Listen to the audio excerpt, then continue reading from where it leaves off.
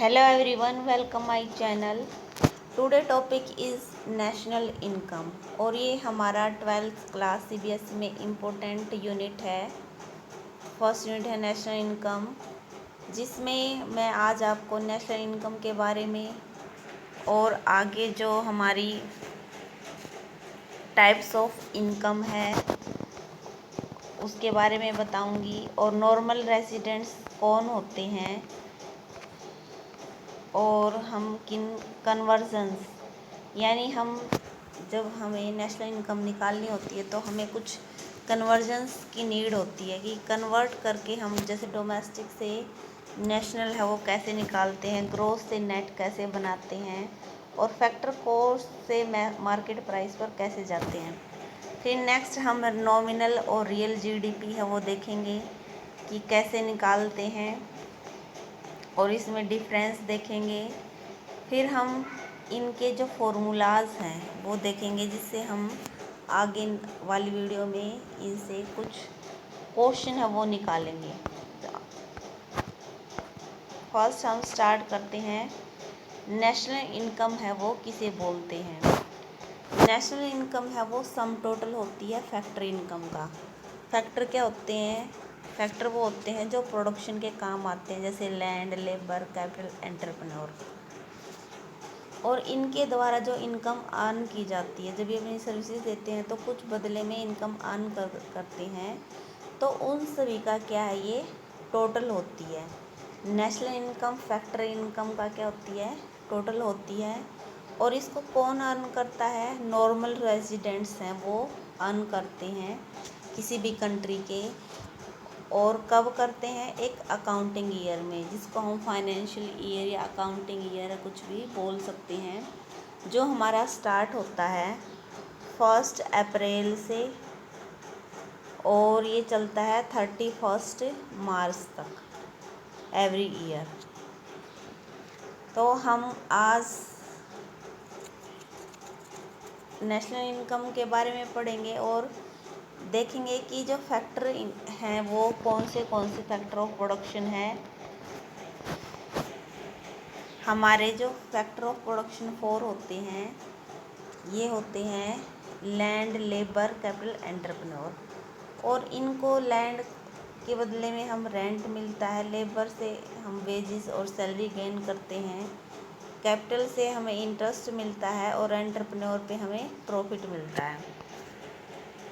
Next है कि ये टाइप्स ऑफ इनकम, कि हम कौन सी इनकम है वो नेशनल इनकम में इंक्लूड करते हैं।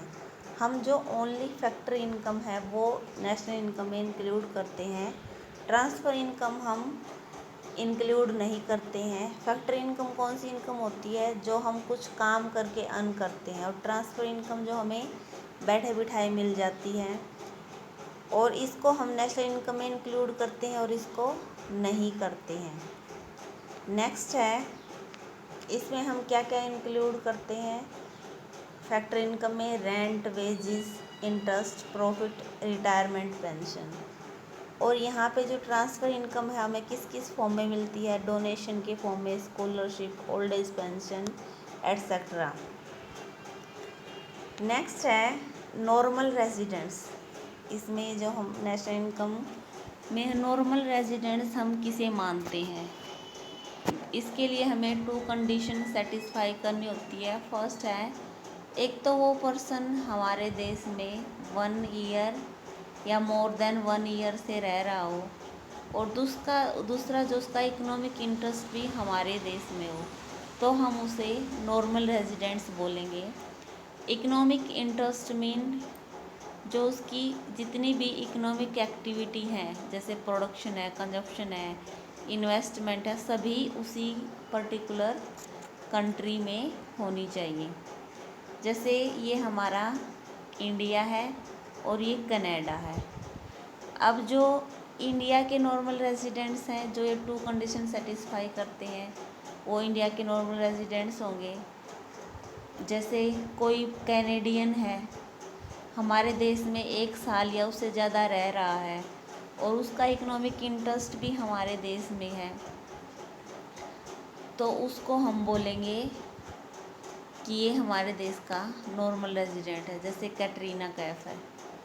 अब इसका एग्जाम्पल कनाडा का जो परमानेंट रेजिडेंट्स कौन होगा, जो नॉर्मल रेजिडेंट्स कौन होगा, जैसे हमारे देश से अक्षय कुमार हैं, वो गए हैं यहाँ से और उन्होंने परमानेंट पीआर है वहाँ कनाडा की ले ली है। तो इसका मतलब उसका इकोनॉमिक इंटरेस्ट भी वहीं पे है और वो इकोनॉमिक एक्टिविटी भी वहीं करते हैं और अपना जो 1 ईयर से ज़्यादा वहीं पे रिसाइड्स कर रहे हैं। नेक्स्ट है, अब और भी कुछ बातें हैं जिनको हम अपने देश के नॉर्मल रेजिडेंट्स में इंक्लूड नहीं करते हैं, कि किसे हम अपने देश का नॉर्मल रेजिडेंट्स नहीं मानते हैं।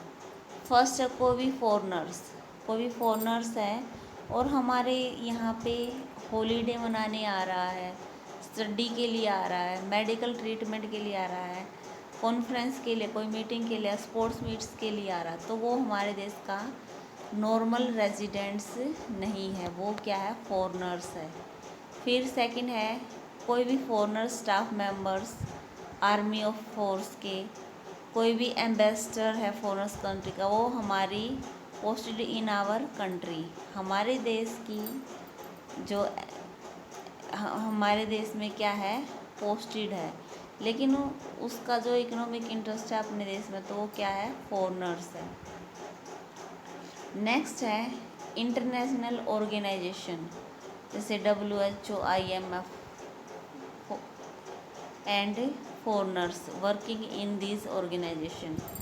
जैसे WHO, IMF है, फॉरनर्स है, और वो जो फॉरनर्स हैं इनमें क्या कर रहे हैं, वर्क कर रहे हैं, तो उसे हम अपने देश का नॉर्मल रेजिडेंट्स नहीं मानेंगे। जो WHO वर्ल्ड हेल्थ ऑर्गेनाइजेशन है, इसका जो हेड क्वार्टर है वो ये पूछा जाता है कि कहाँ पे है, जिनेवा स्विट्जरलैंड में है। और जो IMF है, इंटरनेशनल मॉनेटरी फंड, इसका जो हेड क्वार्टर है वो वाशिंगटन DC में है।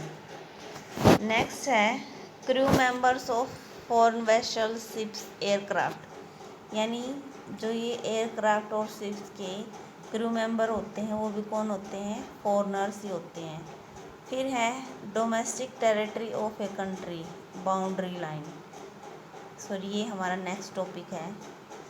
अब टेरिटरी, डोमेस्टिक टेरिटरी को हम क्या बोल सकते हैं, बाउंड्री लाइन भी बोल सकते हैं।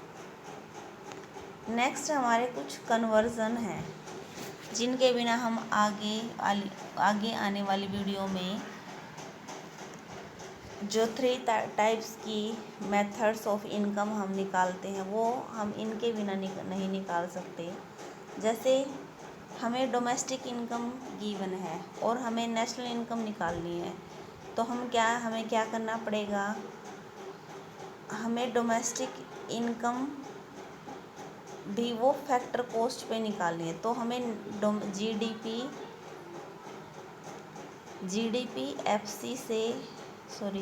एफसी से हमें किस पे जाना है, नेट पे जाना है, net national product of factor income, इस पे जाना है। तो हमें क्या करना पड़ेगा, हमें NFIA यानी NFIA क्या होती है, फैक्टर इनकम फ्रॉम अब्रोड, यानी बाहर हमारे देश के जो मेंबर बाहर काम कर रहे हैं विदेशों में और वहाँ से जो यहाँ पे इनकम भेजते हैं, और कोई भी foreigners, factor income to abroad, और कोई भी फॉरनर्स हमारे यहाँ पे काम कर रहा है और यहाँ से पैसे अपनी फैमिली को भेज रहा है, तो उन दोनों के डिफरेंस को बोलते हैं हम net factor income from abroad. जब हम इसको डोमेस्टिक इनकम में NFIA को ऐड कर देते हैं तो हमारी क्या बन जाती है, नेशनल इनकम है वो बन जाती है। और वापस से हमें नेशनल से डोमेस्टिक पे जाना है तो हम माइनस क्या कर देते हैं, NFIA कर देते हैं। नेक्स्ट है ग्रोस से हमें नेट पे कैसे जाना है। ग्रोस होता है कि जब हम कोई भी प्रोडक्शन करते हैं तो उसमें ग्रोस वैल्यू है वो इंक्लूड होती है, यानी जो वियर एंड टियर है वो कॉस्ट है वो उसको सहनी पड़ती है किसी भी प्रोडक्शन फर्म को। तो नेट शुद्ध निकालने के लिए हम क्या करेंगे, डेप्रिसिएशन माइनस कर देंगे, यानी जो भी टूट फूट उस पे आई है तो डेप्रिसिएशन माइनस कर देंगे तो क्या निकल के आ जाएगा, नेट निकल के आ जाएगा। और नेट से वापस ग्रोस पे जाना है तो प्लस हम क्या कर देंगे, डेप्रिसिएशन कर देंगे। उसके बाद है फैक्टर कोस्ट। फैक्टर कोस्ट से मार्केट प्राइस पे आना है। फैक्टर कोस्ट क्या होती है, फैक्टर कोस्ट होती है कि जो फैक्टर ऑफ प्रोडक्शन फैक्ट्री में काम कर रहे हैं, जब वर्कर्स है फैक्ट्री में काम कर रहे हैं तो जो प्रोड्यूसर है उसको कितनी फैक्टर की कॉस्ट आ रही है, यानी ये फैक्ट्री प्राइस पर निकलती है। और मार्केट प्राइस कब निकलता है, जब मार्केट में गुड्स सेल होने के लिए आती हैं। तो हमें टू टर्म्स है वो याद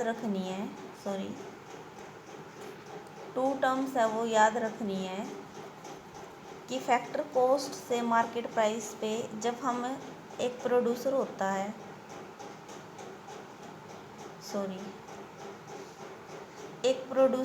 है और एक मार्केट में शॉपकीपर होता है, जिसको हम बोलते हैं, क्या बोल सकते हैं उसको, अब मैं भूल गई हूँ, जो होलसेलर होते हैं।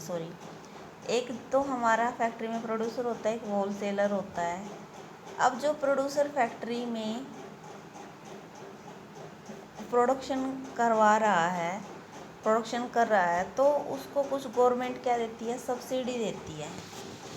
और सब्सिडी क्यों देती है, ताकि वो लोगों को कुछ जो गुड सर्विसेज प्रोड्यूस कर रहा है तो लोगों को वो थोड़ी सस्ती मिले, इसलिए गवर्नमेंट है वेलफेयर के पर्पज़ से उसको सब्सिडी प्रोवाइड करवाती है। लेकिन जब वो मार्केट प्राइस पे उसको सेल करता है तो गवर्नमेंट उस पर कुछ टैक्सेस लगाती है, जिसको हम बोलते हैं, अब इस पे क्या लगाती है, डायरेक्ट टैक्स लगाती है। लेकिन ये क्या करता है, उस डायरेक्ट टैक्स को जो कंज्यूमर है उससे क्या करता है, वसूल करता है, इसे हम इनडायरेक्ट टैक्स बोलते हैं। और इनडायरेक्ट टैक्स का बर्डन आपको पता है कि क्या किया जा सकता है, शिफ्ट किया जा सकता है। तो हम इनडायरेक्ट टैक्सेस से सब्सिडी माइनस करेंगे तो नेट इनडायरेक्ट टैक्सेस हैं वो निकल के आ जाएंगे। जब हमें फैक्टर कॉस्ट से मार्केट प्राइस पे जाना है तो हम NIT उसमें क्या करेंगे, ऐड करेंगे। और वापस से फैक्टर कॉस्ट पे जाना है तो NIT क्या करेंगे, माइनस करेंगे। तो वीडियो काफ़ी लंबी हो रही है, तो मैं रियल GDP और नॉमिनल GDP है वो नेक्स्ट लेक्चर में करवाऊँगी। आज मैंने आपको सिर्फ कन्वर्जन करवाए हैं और जो नॉर्मल रेजिडेंट्स नेशनल इनकम का मीनिंग बताया, जिसमें बताया है कि हम फैक्टर इनकम कौन सी होती है और हम नॉर्मल रेजिडेंट्स कौन से होते हैं और किसको नॉर्मल रेजिडेंट्स में इंक्लूड नहीं करते हैं, और कन्वर्जेंस को हम कैसे है वो कन्वर्ट करते हैं। तो ये वीडियो अच्छी लगे तो please like share subscribe my channel. Thank you watching this video.